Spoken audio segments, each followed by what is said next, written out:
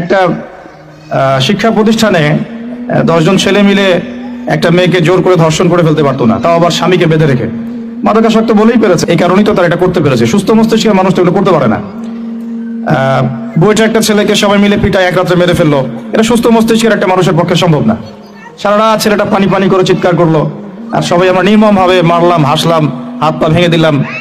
মার আমরাও খেয়েছি জীবনে কম বেশি, কিন্তু যে হকি স্টিক বা ক্রিকেটের স্ট্যাম্পের কথা বলা হচ্ছে, এগুলো দিয়ে মারলে যথেষ্ট ব্যথা পেয়েছে সেই ছেলেটা, ওই ব্যথাতেই সে ছেলে মারা গিয়েছে।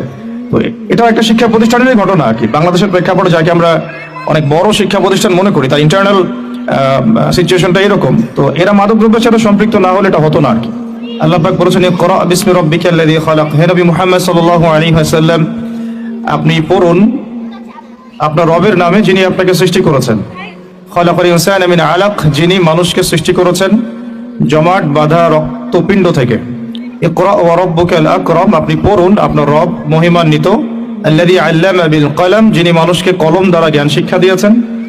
আল্লামাল ইনসানা মা লাম ইয়ালাম, মানুষকে সেই জ্ঞান শিক্ষা দিয়েছেন যা মানুষ জানতো না।